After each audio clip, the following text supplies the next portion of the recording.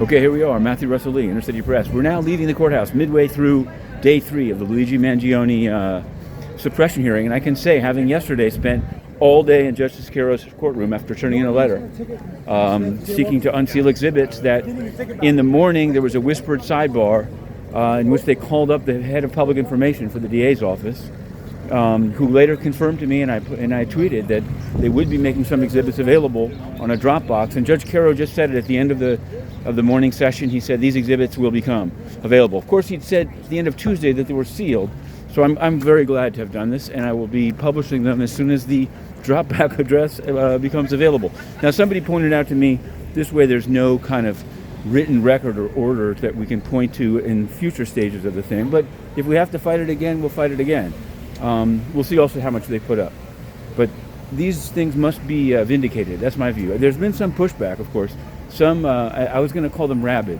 Let's say passionate. Some passionate Mangione supporters, say you're working for the prosecutor if you're trying to get it unsealed.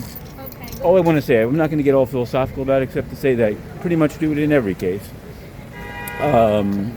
SBF, I don't know. Ghislaine Maxwell. The irony here is that Ghislaine Maxwell is currently arguing that unsealing discovery in her case will be unfair to her. And that this is an argument that's not getting much traction. There's a lot of things to be compared with this case and the Diddy case and the Maxwell case. I may do that, but I may do it on Substack rather than in a city press to avoid the type of rigmarole that was going on today. In any event, let's get into what was actually said today. All morning, it was Officer Frey. He was the partner. He was the partner of Detweiler. I don't know how long this hearing is going to go, because I've now seen the McDonald's scene, I think 12 times, 20 times. I could hum the music for you from it. Jolly Jolly Christmas, Jingle Bell Rock,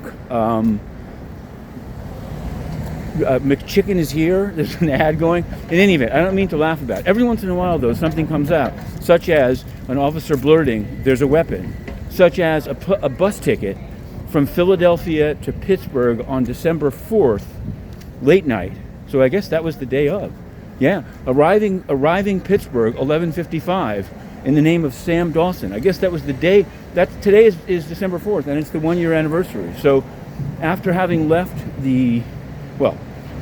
I'm sure the supporters will say it's not,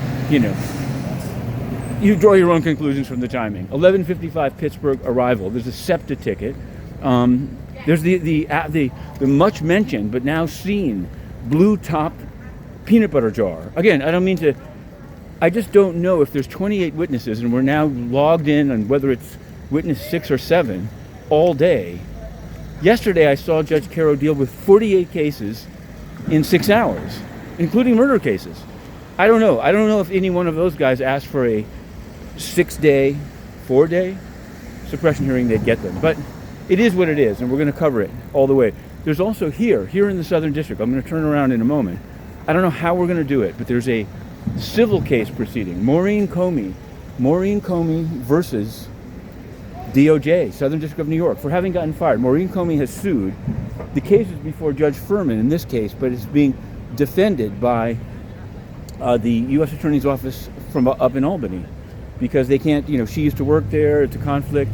Now, somehow, actually, there's not, unlike in the Luigi Mangione, there's not supposed to be, we'll see whether we can find a way to tweet that, handle two things at once. In any event, we're going in. Things have been unsealed and will be unsealed, and we're very glad about it. Inner City Press, signing off.